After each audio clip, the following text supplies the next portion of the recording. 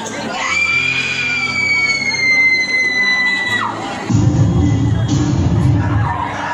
खूपच उशीर झालाय घरी जायला. रोज छेड काढणारा मुलगा आज पण इथे असला तर छाने मन कसली भारी दिसेल का. रुक मैं आ रहा हूं. कोणी आहे का इथे? Please please. कहाँ भाग रही हो? इथे कोणी पण तुझ्या मदतीला येणार नाही. आयटम सगळ्याच्या सगळे बहिरे झालेत का? वाचवा हो कुणीतरी. फक्त खिडक्या बघून तमाशा काय बघताय? हे खिडकीतून वाकून बघणारे जर तुला वाचवायला आले असते ना तर ह्या देशात कधी बलात्कारच झाले नसते.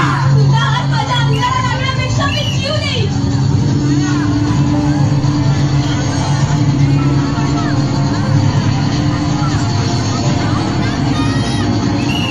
माझ्या आजूबाजूला कुणीच वर्ग नाहीये का? सगळेच शंका जन्माला आले.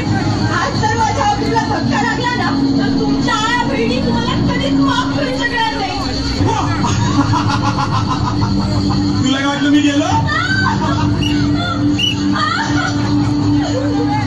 वाचवा वाचवा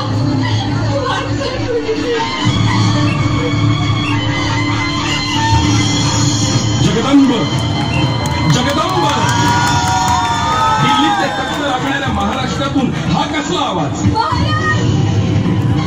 आज जर तुम्ही माझी अब्रू वाचवायला आला नसतात ना तर माझं काही खरं नव्हतं.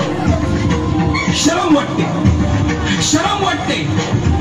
ज्या महाराष्ट्रासाठी आयुष्य खर्ची घातलं आज त्याच महाराष्ट्रात कुणीच मावळा आया बहिणींची अब्रू वाचवायला पुढे येऊ नये. महाराज हे लोक फक्त तुमच्या विचारांच्या गप्पा मारतात.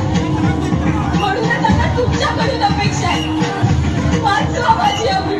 मी कुठे आणि कधीपर्यंत धावून येणार आहे?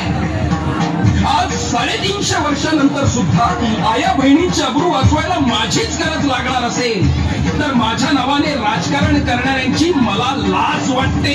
महाराज मग आता माझी अब्रू कोण वाचवणार? तू.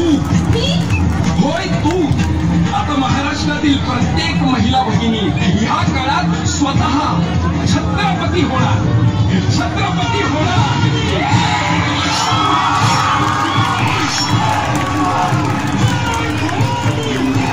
बाई शिवाची परवा